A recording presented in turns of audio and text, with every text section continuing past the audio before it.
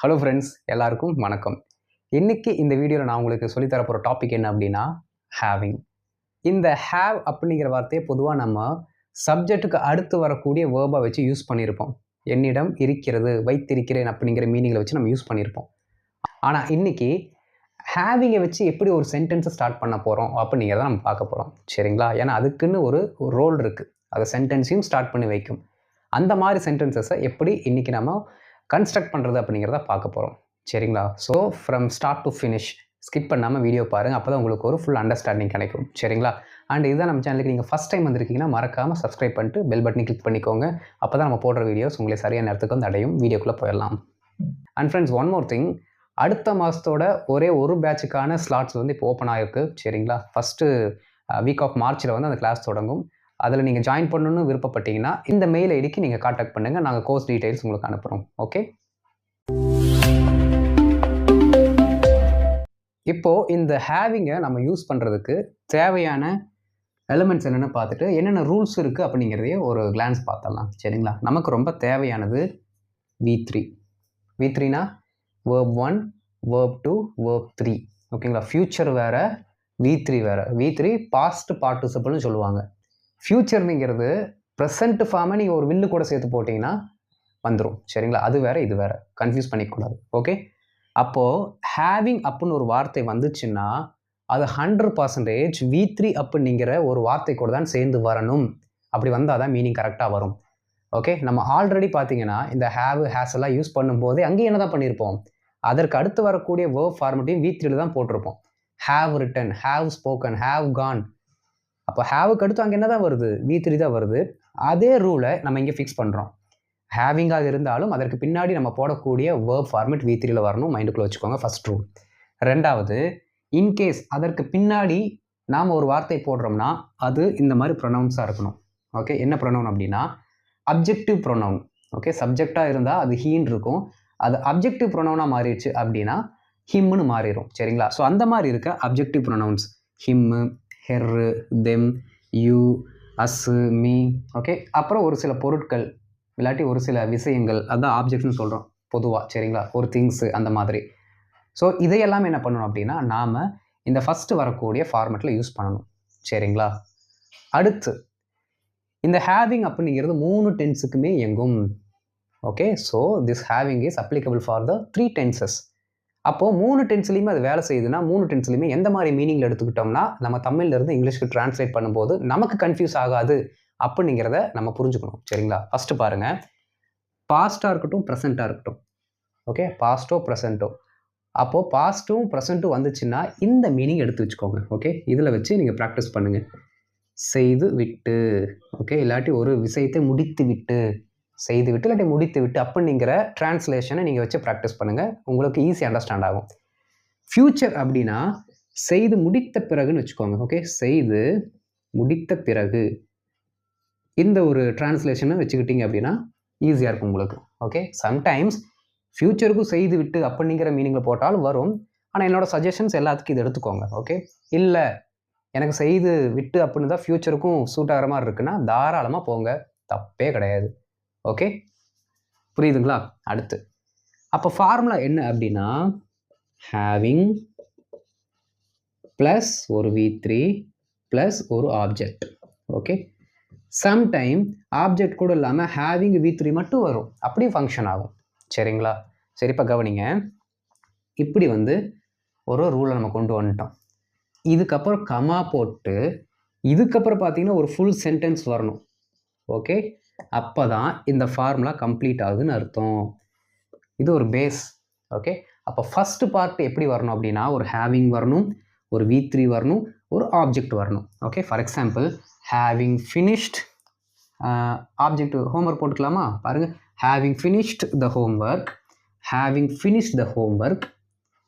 Okay, having finish the homework அப்படின்னா ஹோம்ஒர்க்கை முடித்து விட்டு இல்லாட்டி ஹோம்ஒர்க்கை முடித்த பிறகு அப்படிங்கிற மீனிங் வரும்.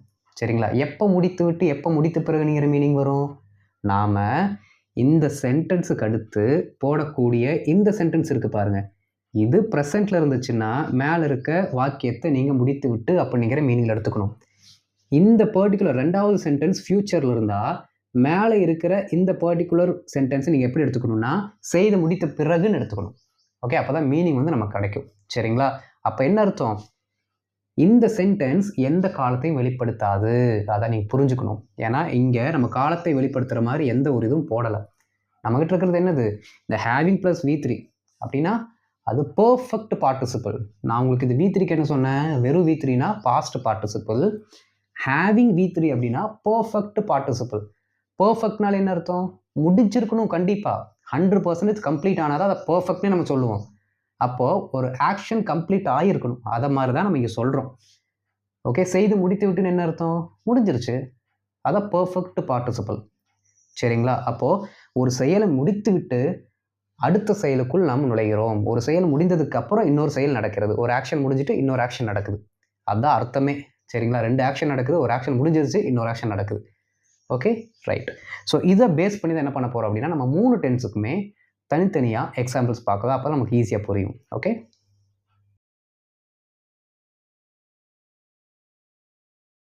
இப்போ ஃபஸ்ட்டு பாஸ்ட் டென்ஸுக்கு பார்த்துடலாம். சரிங்களா? சென்டென்சஸை பாருங்கள். கமலேஷை அனுப்பிவிட்டு காமேஷ் வீட்டிற்கு சென்றார். ஓகே, ஃபஸ்ட் எதை பார்க்கணும்? லாஸ்ட் வேர்டை பார்த்தீங்கன்னா என்ன டென்ஸில் இருக்குன்னு ஈஸியாக கண்டுபிடிச்சிடலாம். சரிங்களா? வேலையை முடித்து விட்டு அவர்கள் அதன் வெற்றியை கொண்டாடினார்கள். அருங்காட்சியகத்திற்கு சென்று விட்டு லதா ஒரு அறிக்கையை எழுதினார். இப்போ இதில் எல்லாத்துலேயுமே இந்த ஃபஸ்ட்டு பார்ட்டை மட்டும் பார்த்தீங்கன்னா முடித்து விட்டுனே தான் வருது. அதனால தான் பர்ஃபெக்ட்னு சொல்கிறோம் நம்ம. சரிங்களா? அதுக்காக தான் நம்ம ஹேவிங் யூஸ் பண்ணுறோம். ஓகே, ஃபார்முலா என்ன? ஹேவிங் வரணும், V3 வரணும், அதை தொடர்ந்து ஃபஸ்ட்டு பார்ட்டில் என்ன ஆப்ஜெக்ட் இருக்கோ அது வரணும், அடுத்து ஒரு சென்டென்ஸ் வரணும். சரிங்களா? போயிடலாமா? சரி பாருங்கள். கமலேஷை அனுப்பிவிட்டு இந்த மாதிரி சென்டென்ஸ் வந்தாலே ஃபஸ்ட் நம்ம என்ன பண்ணிக்கணும் அப்படின்னா ஃபஸ்ட்டு நாம் ஹேவிங்கை போட்டு ஸ்டார்ட் பண்ணிடுவோம். சரிங்களா? ஹேவிங். ஓகே, ஸ்டார்ட் பண்ணியாச்சு. அப்போது ஹேவிங்கை ஸ்டார்ட் பண்ண உடனே அங்கே இருக்கிற வேர்ப் என்ன அப்படிங்கிறத நம்ம பார்க்கணும். வேர்ப் என்ன அப்படின்னு பார்க்கணும். அதோட V3 நம்ம எழுதணும். சரிங்களா? இதில் இருக்க வேர்ப் என்ன? அனுப்பு. அப்போது அனுப்பி விட்டுன்னு இருக்கு. அதோட ரூட் எடுத்திங்கன்னா அனுப்பு அப்படிங்கிறது தான். அப்போ அனுப்பு அப்படிங்கிறதுக்கு ப்ரெசென்ட்டில் நாம் சென்ட் அப்படின்னு ஒரு வார்த்தை வச்சுருப்போம். V3 என்ன வார்த்தை வரும்? Sent, sent, will sent. கரெக்டுங்களா? ஃபியூச்சர் தான் நீங்கள் போடணும். Very good. V3 வெறும் சென்ட் போட்டாலே போதும். நல்லா அலர்ட்டாக தான் இருக்கீங்க. ஓகே, ஹேவிங் சென்ட் V3 வந்துருச்சு. அதுக்கப்புறம் ஒரு ஆப்ஜெக்ட். இதில் எந்த ஆப்ஜெக்ட் இருக்காருன்னு பாருங்கள். இதில் யார் ஆப்ஜெக்ட் இருக்கா? நம்ம என்ன படித்தோங்க? ஹிம்மு, ஹெர்ரு, இல்லாட்டி ஒரு பொருள் வரணும்னு படித்தோம். சில சமயங்களில் பெயர்களும் வரும்.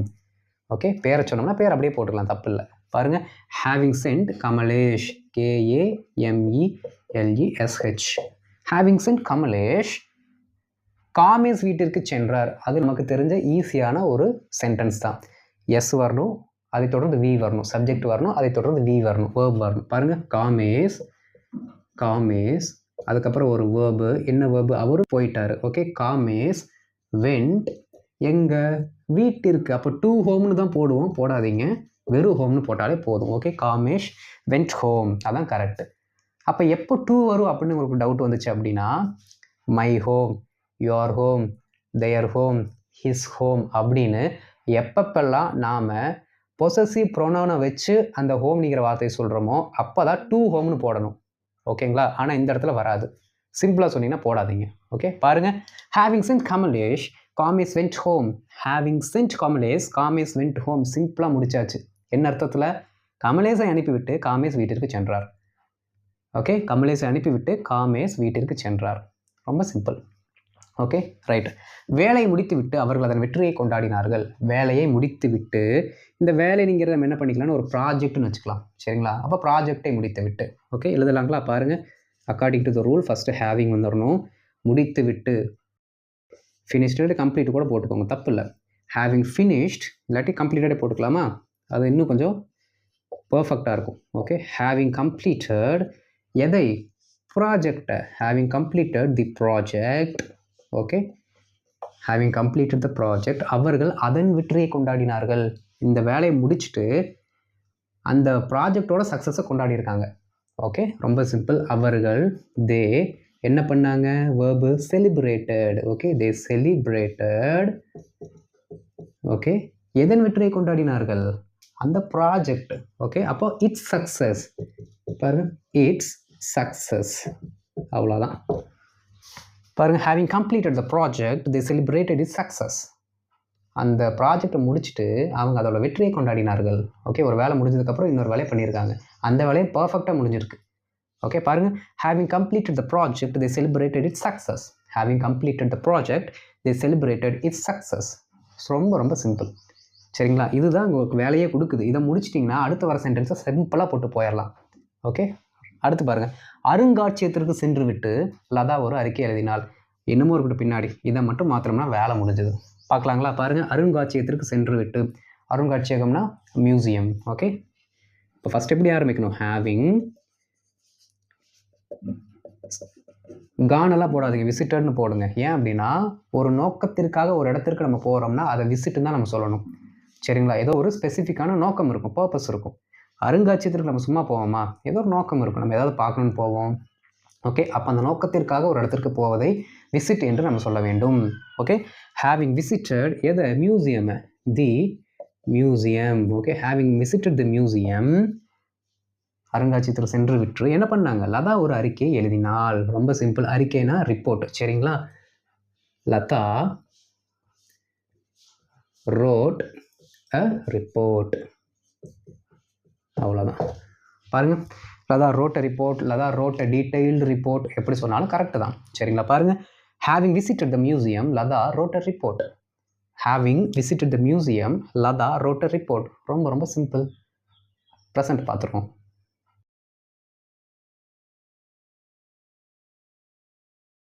இப்போ ப்ரெசென்ட்டில் ஒரு 3 எக்ஸாம்பிள்ஸ். சரிங்களா, பாருங்கள், பேசுகிறதெல்லாம் பேசிட்டு பிரியா இப்பொழுது வருந்துகிறாள். இதை நம்ம அடிக்கடி சொல்லுவோம் பார்த்தீங்களா? பேசுகிறதெல்லாம் பேசிட்டு பண்ணுறதெல்லாம் பண்ணிட்டு போகிற எப்படி அப்பாவியாட்டு நடிக்கிறான்ட்டு இப்போலாம் சொல்லுவோம்ல, அதற்கு இந்த ஸ்ட்ரக்சர் தான் நம்ம யூஸ் பண்ணணும். சரிங்களா, போயிடலாமா?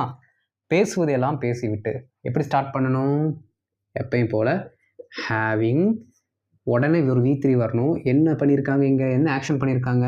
பேசுதல், அப்போ ஸ்போக்கன். ஓகே, ஹேவிங் ஸ்போக்கன் என்ன பண்ணியிருக்காங்க அப்படின்னா எல்லாத்தையுமே பேசியிருக்காங்க. பேசுகிறதெல்லாம் பேசிட்டு அப்படின்னா அதற்கான ஆப்ஜெக்ட் நம்ம என்ன போடணும் அப்படின்னா பாருங்கள், ஆல் தோஸ் திங்ஸ். இதுதான் எல்லா விஷயத்தையும் பேசிட்டுன்னு சொல்லுவோம்ல, அதுக்கு நம்ம இப்படி போடுறோம். பாருங்கள், having spoken all those things, பேசுகிறதெல்லாம் பேசிட்டு having spoken all those things, பண்ணுறதெல்லாம் பண்ணிவிட்டு having done all those things. அவ்வளோதான். இங்கே பாருங்கள், டன்னு போட்டால் முடிஞ்சு போச்சு. Having done all those things, பண்ணுறதெல்லாம் பண்ணிவிட்டு. Okay right. பிரியா இப்பொழுது வருந்துகிறாள். ரொம்ப சிம்பிள், பிரியா. ஓகே, இந்த இப்பொழுது, இன்னும், ஓகே, அடிக்கடி, இந்த மாதிரி வரக்கூடிய வார்த்தைகளை என்றைக்குமே வேர்புக்கு முன்னாடி போட்டுருங்க, அப்போ தான் கரெக்டாக இருக்கும். சரிங்களா, Priya now feels sorry. Okay, அவ்வளோதான், முடிஞ்சு போச்சு. வருந்துகிறாள் அப்படிங்கிறது ஒரு ஃபீல் தானே, அதனால ஃபீல்ஸ்னு போட்டு அவங்க செய்கிற அந்த ஆக்ஷனை போட்டுற வேண்டியதான், முடிஞ்சு போச்சு. ஓகே, பாருங்கள், பிரியா நவ் ஃபீல் சாரி. இப்போ சேர்த்து படிக்கலாமா? Having done all those things Priya now feel sorry. பண்ணுறதெல்லாம் பண்ணிவிட்டு இப்போ பிரியா வருந்துகிறாள். அடுத்து having spoken all those things Priya now feel sorry. பேசுகிறதெல்லாம் பேசிட்டு இப்போ பிரியா என்ன பண்ணுறா? வருத்தப்படுறா, கவலைப்படுறா, இப்படி சொல்லுவோம்ல. ஸோ இதை நல்லா என்ன பண்ணுங்கள், மைண்டுக்குள்ளே ஏற்றிட்டு சொல்லி சொல்லி பாருங்கள். ஓகே, ஏன்னா அதிகமாக யூஸ் பண்ணுறது அது. உணவை முடித்து விட்டு அவர்கள் இப்பொழுது இளைப்பாறுகிறார்கள். உணவை முடித்து விட்டு. ஓகே, சாப்பிட்டு விட்டுன்னு சொல்லலை, உணவை முடித்து விட்டு. அப்போது இதற்கு நம்ம என்ன பண்ணலாம் அப்படின்னா ஹேவிங் ஃபினிஷ்ட் த மீல்னு மட்டும் போட்டுக்கலாம், அதுதான் உணவு. சரிங்களா, ஹேவிங் ஃபினிஷ் த மீல், உணவை முடித்து விட்டு. ஓகே, ஹேவிங் ஃபினிஷ்ட் த மீல், இந்த ஃபார்மேட்டை யூஸ் பண்ணுங்கள். Okay, having finish the meal, அவர்கள் இப்பொழுது இளைப்பாறுகிறார்கள். இளைப்பாறுகிறார்கள் அந்த வார்த்தைக்கு நாம் இங்கிலீஷில் ரிலாக்ஸ் அப்படிங்கிற வார்த்தையை சொல்லலாம். சரிங்களா, பாருங்கள், அவர்கள் தே. ஓகே, ரிலாக்ஸ் அப்படிங்கிற வார்த்தை தான் நம்ம போட போகிறோம். ஆனால் அதுக்கு முன்னாடி இப்பொழுது அப்படிங்கிற வார்த்தை இருக்குது, அப்போ அதை போட்டுக்கலாம். ஓகே, தே நவ் ரிலாக்ஸ், அவ்வளோதான். தே நவ் ரிலாக்ஸ். சோஃபா மீது இளைப்பாறுகிறார்கள். என்ன பண்ணலாம்? ஆன் தி சோஃபா, எக்ஸ்ட்ரா ஒரு வார்த்தை போட்டால் முடிஞ்சு போச்சு. ஓகே, அவர்கள் இப்பொழுது இளைப்பாறுகிறார்கள். They now relax on the sofa. சேர்த்து படிக்கலாமா? Having finish the meal, having finished the meal they now relax on the sofa. They now relax on the sofa. Okay, சேர்த்து ஒரே டைம் படிப்போம். having finished the meal they now relax on the sofa. சரி, இப்போ அவள் okay ஒரு பெண் sofa மேலே இளைப்பாறுகிறார்கள் அப்படி நம்ம சொல்லணும். சரிங்களா? அப்போ ரொம்ப சிம்பிள். இங்கே ஷீன்னு போட்டு இங்கே ரிலாக்ஸஸ்ன்னு போடணும். ஓகே, ஏன் அப்படின்னா சிம்பிள் ப்ரெசன்ட் டென்ஸில் ஹீ ஷீ இட்டு வந்தால் அதற்கு பின்னாடி வரக்கூடிய வினைச்சொல்லானது வேர்பானது எஸ் கூட சேர்ந்து வரணும். அது பேசிக்கான ரூல் நமக்கு தெரியும். சரிங்களா? அதனால அங்கே ரிலாக்ஸஸ் போட்டிருக்கேன். சரிங்களா? பாருங்கள், having finish the meal she now relaxes on the sofa. Having finish the meal she now relaxes on the sofa. ரொம்ப சிம்பிள் தானே? Okay, right. படத்தை பார்த்து விட்டு எனது பாட்டி அழுகிறார். படத்தை பார்த்துட்டு பாட்டி என்ன பண்ணுது? இப்போ அழுதுட்டு இருக்குது. என்ன சொல்லணும்? ஹேவிங் படத்தை பார்த்து விட்டு அப்படின்னா வாட்ச்டு அப்படிங்கிற வார்த்தை போடுங்க. பாதி பேர் சீன்னு சொல்லுவாங்க, நீங்கள் வாட்ச்டு அப்படின்னு யூஸ் பண்ணுங்கள், கரெக்டாக இருக்கும். ஓகே, ஹேவிங் வாட்ச்ட் படம் தானே, அப்போ the movie. Okay, having watched the movie எனது பாட்டி அழுகிறார். மை கிராண்ட் மதர் இல்லாட்டி grandma, okay, grandmother cries. அவ்வளோதாங்க, இதோட முடியுது. ஓகே, ஏன்னா இங்கே என்ன இருக்குது? எனது பாட்டி அழுகிறார், ஒரு சப்ஜெக்ட்டு ஒரு வேர்பு. அப்போ அதே ஒரு சப்ஜெக்ட்டும் ஒரு வேர்பும் தான் இங்கிலீஷ்லேயும் வரணும், வந்துருச்சு. ஓகே, பாருங்கள், having watch the movie, having watch the movie my grandmother cries. Having watch the movie my grandmother cries. எனது பாட்டி நீண்ட நேரமாக அழுகிறார். Okay, my grandmother cries for a long time, for a long time அப்படின்னு சொன்னீங்கனாலும் correct தான். Okay, ரொம்ப simple தானே? பார்த்துக்கோங்க இதெல்லாமே. ஓகே, ஸோ ப்ரெசென்ட்லேயும் இது ரொம்ப சிம்பிளாக ஒர்க் ஆகுது. ஃபியூச்சர் பார்த்துடலாம்.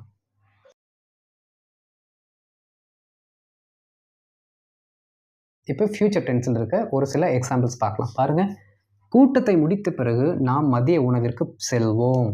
கடைசி வார்த்தை தான். அந்த சென்டென்ஸு என்ன டென்ஸில் இருக்குது அப்படிங்கிறத டிட்டர்மைன் பண்ணும். சரிங்களா? சரி, பாருங்கள், கூட்டத்தை முடித்த பிறகு ரொம்ப சிம்பிள், நமக்கு ஆல்ரெடி தெரியும். Having completed the meeting. அவ்வளோதான்.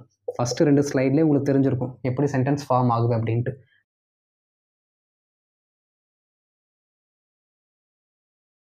ஹேவிங் கம்ப்ளீட்டட் த மீட்டிங் நாம் மதிய உணவிற்கு செல்வோம். ரொம்ப simple. we will go for lunch. அவ்வளோதான். பாருங்க, having completed the meeting we will go for lunch. having completed the meeting we will go for lunch. ஒரு சிலர் வந்து ஆஃப்டர் போட்டு யூஸ் பண்ணுவாங்க. Okay, after completing the meeting correct தான், தப்பு இல்லை. After completing the meeting we will go for lunch, அதுவும் correct தான், யூஸ் பண்ணிக்கலாம். ஆனால் ஃபார்மெட்டு வேறு. ஆஃப்டர் வந்துச்சுன்னா அதுக்கப்புறம் வேறு ஃபார்மெட்டு, ஹேவிங் வந்து அதுக்கப்புறம் வேறு ஃபார்மெட். ஓகே, அண்ட் இதை யூஸ் பண்ணிங்கன்னா உங்களோட லாங்குவேஜ் அட்வான்ஸ் லெவல் லாங்குவேஜாக இருக்கும். சரிங்களா? ரைட். பட்டப்படிப்பை முடித்த பிறகு நீ கட்டாயமாக வேலைக்கு செல்ல வேண்டும். இப்போ நல்லா கவனிக்கணும், ஃப்யூச்சர் கிடையாது. இங்கே என்ன இருக்குது? ஆக்சிலரி வேர்ப் யூஸ் பண்ணியிருக்கோம். அப்போ நல்லா ஒன்று கவனிக்கணுங்க, ஆக்சிலரி வேர்பாக இருந்தாலும் அது என்ன பண்ணுது அப்படின்னா ப்ரெசென்ட்டில் நடக்கிற இன்சிடென்ட் அது சொல்லாது. ஓகே, நம்ம இப்போ பண்ணிகிட்டு இருக்கிற வேலையை அது சொல்லாது, இதுக்கப்புறம் பண்ணக்கூடிய வேலையை தான் சொல்லும். Okay, maximum of the auxiliary verbs. Could would அந்த பாஸ்ட் டென்ஸில் போகிறத விட்டுருங்க, மீதி இருக்குது பாருங்கள். கேனு, மே, அப்புறம் ஷேலு, வேறு என்ன இருக்குது, ஷுட்டு, மஸ்ட்டு, இதெல்லாம் பார்த்தீங்கன்னா இதற்கப்புறம் நம்ம செய்ய போகிற வேலையை தான் சொல்லும். அதனால் அது இமீடியட் ஃப்யூச்சர். அப்போ அது இமீடியட் ஃப்யூச்சருக்கு வர்றதுனால நாம் இங்கே யூஸ் பண்ணிக்கலாம், தப்பு இல்லை. சரி, பாருங்கள், பட்டப்படிப்பை முடித்த பிறகு நீ கட்டாயமாக வேலைக்கு செல்ல வேண்டும். ஹேவிங் இந்த இடத்துல completed the studies, completed the கிராஜுவேஷன்லாம் சொல்கிற பதிலாக கிராஜுவேட்டட்னு போட்டுடலாம், சிம்பிளாக முடிஞ்சு போயிடும். ஹேவிங் கிராஜுவேட்டட், அவ்வளோதான், சிம்பிளாக முடிஞ்சு போச்சு. கிராஜுவேட்டட்னா உனக்கு பட்டம் கொடுக்கப்பட்ட பின்பு, அவ்வளோதான். ஹேவிங் கிராஜுவேட்டட், பட்டப்படிப்பை முடித்த பிறகு நீ கட்டாயமாக வேலைக்கு செல்ல வேண்டும். நமக்கு தான் தெரியுமே, யூ கட்டாயமாக அப்படின்னா மஸ்ட்டு, அவ்வளோதான். Okay, you must go for a job, அவ்வளோதான், முடிஞ்சு போச்சு. You must go for a job. Having graduated you must go for a job. பட்டப்படிப்பை முடித்த பிறகு நீ கட்டாயமாக வேலைக்கு போகணும். ஓகே, பட்டப்படிப்பை முடித்த பிறகு நீ என்ன பண்ணணும்? பிஸ்னஸ் தொடங்க வேண்டும். அப்போ எப்படி சொல்லலாம்? Having graduated you must start a business. You must start a business. ரொம்ப சிம்பிள். ஓகே, அடுத்து பாருங்கள், பைகளை சரி செய்த பிறகு பேக் எல்லாமே என்ன பண்ணிட்டாங்க? பேக் பண்ணிட்டாங்க. அதான் சரி செய்த பிறகுன்னு எழுதியிருக்கேன். பேகெல்லாம் பேக் பண்ணிட்டாங்க. அப்படி பேக் பண்ணதுக்கப்புறம் விமான நிலையத்திற்கு அவர்கள் புறப்படுவார்கள். இந்த பேக் எல்லாத்தையும் சரி செய்ததுக்கப்புறம் என்ன பண்ணுவாங்க? விமான நிலையத்திற்கு போவாங்க. ரொம்ப சிம்பிள், நமக்கு தெரிஞ்சது தான். பாருங்கள், அதே ஃபார்மெட்டு தான். ஹேவிங் பேக்டு, ஓகே, ஏன்னா பேக் என்ன பண்ணுவோம், பேக் தான் பண்ணுவோம். Okay, having packed the bags. Okay, என்ன பண்ணுறாங்க அவங்க, விமான நிலையத்திற்கு புறப்படுவார்கள். Okay, they will leave for the airport. Okay, they will leave for the airport.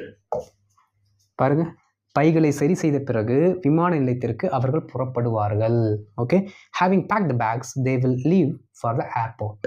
They will leave for the airport. புரிஞ்சுது தானுங்க, ரொம்ப ரொம்ப சிம்பிள். ஓகே, அப்போது ப்ரெசண்ட்டாக இருக்கட்டும், பாஸ்ட்டாக இருக்கட்டும், ஃப்யூச்சராக இருக்கட்டும், இப்போ நமக்கு எப்படி இந்த ஃபஸ்ட்டு ஃபார்மெட்டை ரெடி பண்ணணும்னு தெரிஞ்சு போச்சு, கன்ஸ்ட்ரக்ட் பண்ணணும்னு தெரிஞ்சு போச்சு. அது தெரிஞ்சாலே நாம் அதுக்கு அடுத்து போடக்கூடிய சென்டென்ஸோட டென்ஸை வச்சு நம்ம ஈஸியாக என்ன பண்ணிடலாம், அண்டர்ஸ்டாண்ட் பண்ணிக்கலாம். முடித்த பிறகா இல்லை முடித்து விட்டா, சரிங்களா? ஏன்னா பின்னாடி வரக்கூடிய இந்த சென்டென்சஸ் தான் முடித்த பிறகா முடித்து விட்டா அப்படிங்கிறத டிட்டர்மைன் பண்ணுது. ரொம்ப சிம்பிள் தானேங்க. அப்போ இதுக்கப்புறம் நீங்கள் என்ன பண்ணணும் அப்படின்னா, இந்த மாதிரி சென்டென்சஸை ப்ராக்டிஸ் பண்ணுங்கள். ஓகே, ஒரு 10 to 15 சென்டென்சஸ் ப்ராக்டிஸ் பண்ணுங்கள். வாரத்தில் இந்த மாதிரி ஒரு சென்டென்ஸ் ஒரு 4-5 நீங்கள் சொல்லி பார்க்கணும். எவ்ரிடே ப்ராக்டிஸ் பண்ணாட்டியும் வாரத்தில் ஒரு 4 to 5 சென்டென்சஸ் இதை வச்சு க்ரியேட் பண்ணி பார்க்கணும். நம்ம படிச்சோல்ல, அதை ப்ராக்டிஸ் பண்ணலாம் அப்படின்னு சொல்லி ப்ராக்டிஸ் பண்ணால் தான் டச்லேயே இருக்கும். ஓகேங்களா? ஸோ அந்த மாதிரி ப்ராக்டிஸ் பண்ணுங்கள். டெஃபினட்டாக இந்த மாதிரி சிச்சுவேஷன்ஸ் வரும்பொழுது நீங்கள் இந்த சென்டென்சஸ் பேசும்பொழுது சாரளமாக பேசிடுவீங்க. Okay, right. ஹோம்ஒர்க் பார்த்துடலாம்.